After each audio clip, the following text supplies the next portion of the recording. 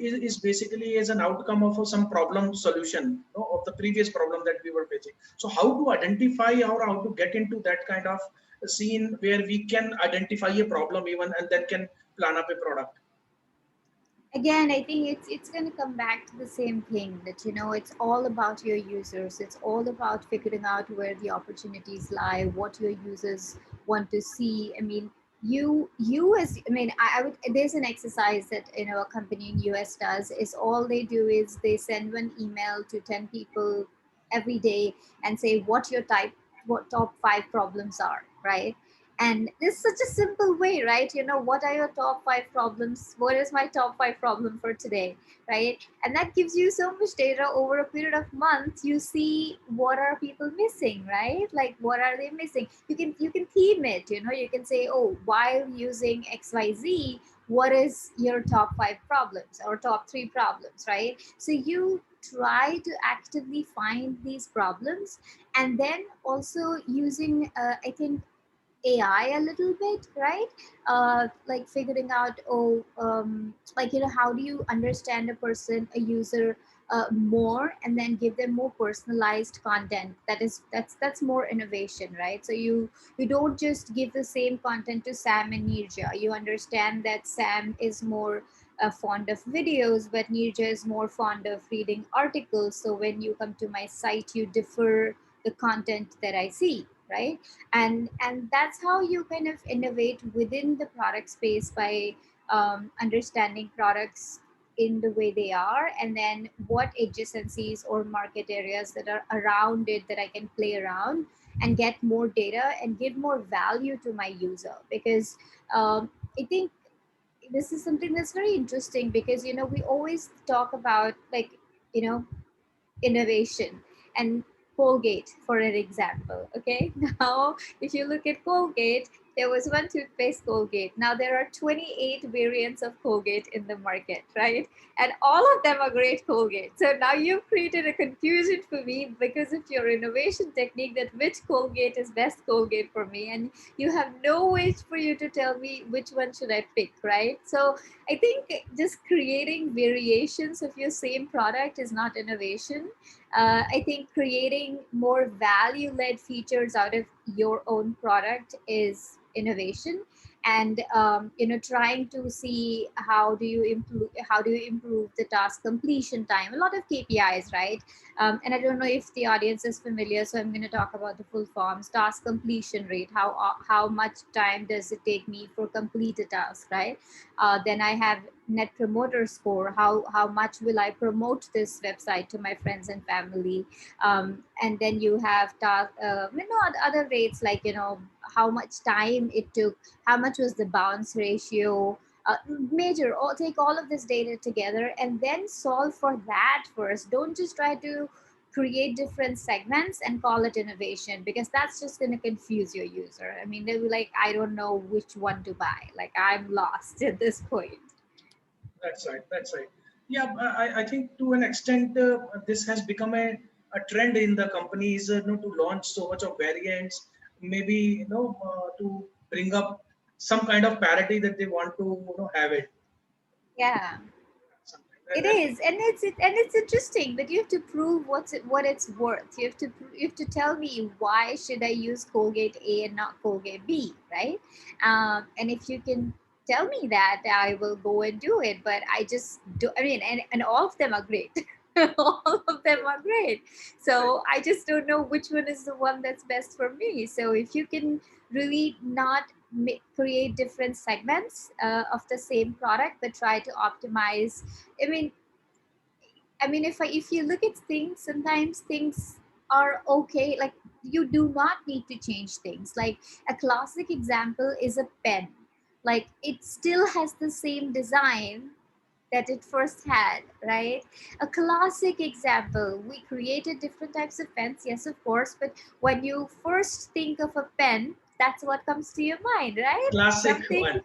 the classic one, right? So how do you make your customer realize that this is the core product, and then there are these adjacent things that I will do for you to make your life easier and to make your life better. There is a follow-up question to it. As you mentioned that Yeah. as this is a pen, and when then we have a Pierre Cardin pen also, and then other pens also. So I Yes. believe now there is a concept called aspiration, which has also come into the feature. How would you like to comment on this aspect? Managing the aspiration, because watch previously used to be about seeing the time on the hand, right? Now it is not about more about that. It has changed. So your product design definition must have changed around it. So how you would Yes. like to address this? I think a product evolves in its journey. Sometimes, I mean, most products evolve in their journey, especially like you said, I think watch is a great example. Watch was supposed to be just this thing where you see time, and then smartwatches came into the picture, right? And then you started tracking your heart rate on your phone. You started doing ECG on your phone. You True. started doing, different tracking your exercises on phone. So I think, sorry, on your watch, and I think it's imperative for things to happen this way, because see, now I am not creating a watch 1 and a watch 2 and a watch 3. I am taking one watch and I am just constantly making it better, constantly adding software features or hardware features that accentuates that watch, not necessarily create watch 1, watch 2, watch 3, watch 4 view. So I think it kind of binds very nicely to the example that I gave you about Colgate, is that that is product innovation, and also in terms of, I usually, you will see a lot of people have desktops, right? But if somebody has an iMac, they will keep it in the drawing room, because there is this small thing that you want to show off, right? I have an iMac, like I'm proud of it. So you're targeting a luxury segment, when somebody's wearing an Omega watch, they want to show off that they're wearing an Omega watch, right? So I think, there's also this factor of kind of looking at your market segment and seeing, what am I really making? Am I really making vitamins, or I'm making painkillers? Like, am I making must-haves, or I'm making, just needs and Yeah, wants and everything? Yeah.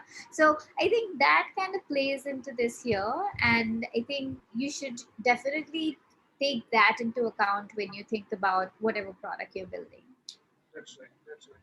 So, adding to that, so what are the variables which are very much critical in terms of defining that whether this product needs a change, or it needs a makeover, or it needs a little bit iteration, or like what are the maybe 5-10 variables you would like to share, which are the primary factors for a product to change a design? I I think, again, I mean, number one, like you and I discussed, it is the user feedback itself, because who's going to give you better feedback than people who are actually using it? Um, I definitely recommend, if you're not launching a zero to end product in the market that doesn't exist, you always have a smaller cohort testing it, so you get feedback fast, and then you make that change and then launch it to the larger audience.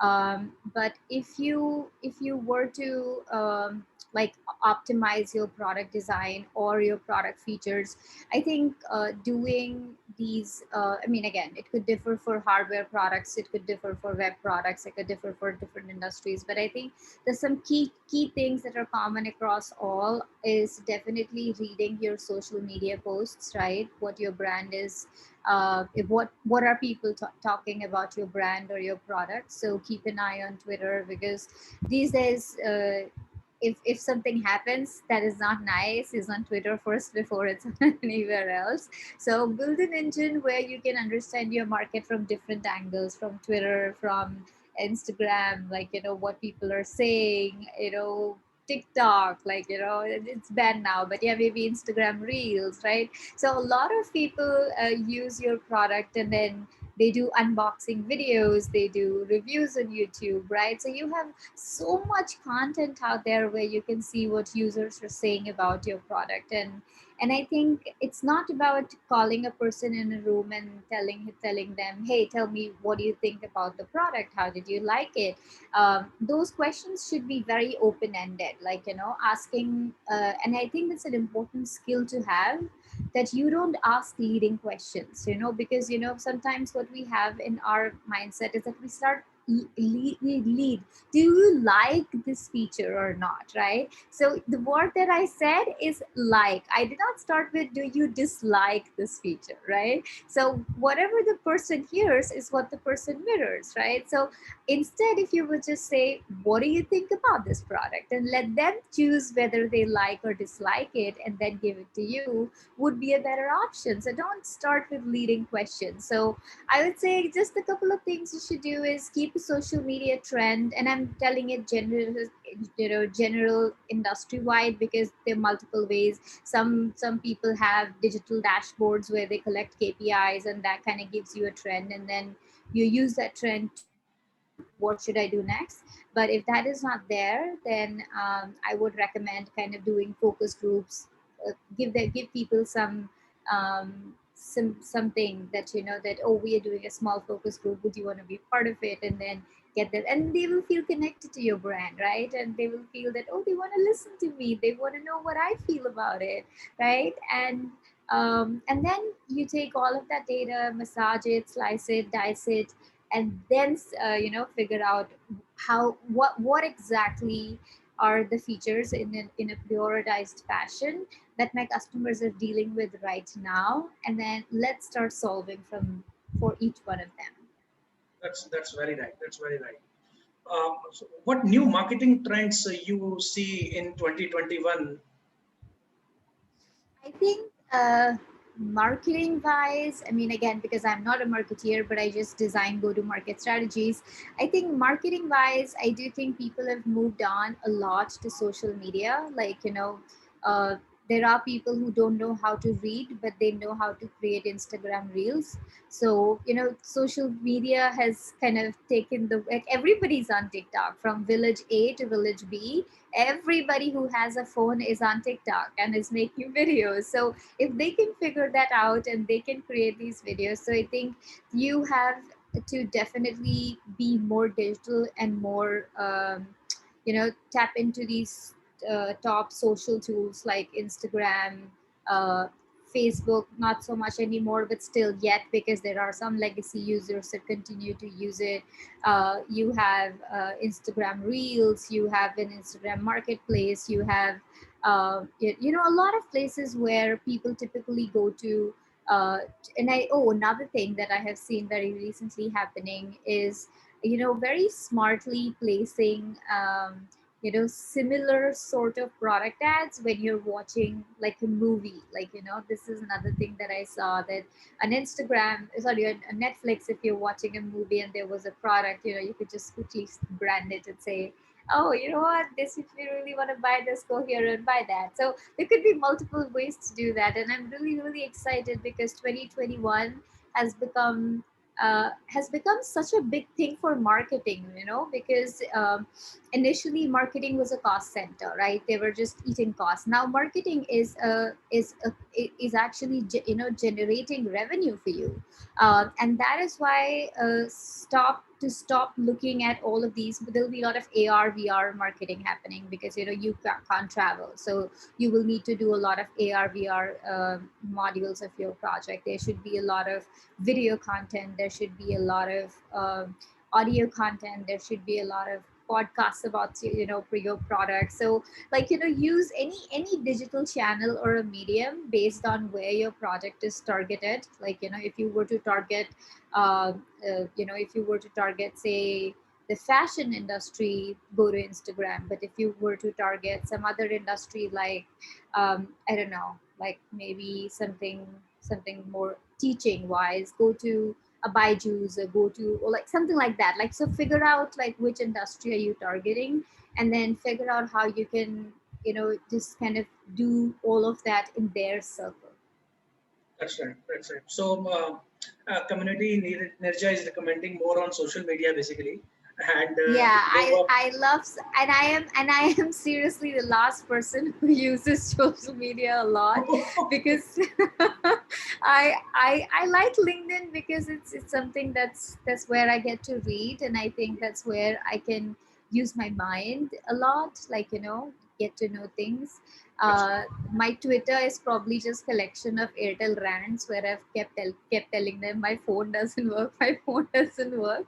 But I do believe that if you really want to target the millennials and you want to target, like, look at Misho, very smart. They use WhatsApp, so they got access to all the people who were not going to Amazons to buy things. They were going to a WhatsApp chat saying I want this, and then they got it, right? So it's that's very smart of you to figure out what is the channel that your user uses today the most, and then market from that angle, right? And don't just kind of put a drone or something that says, hey, buy my product.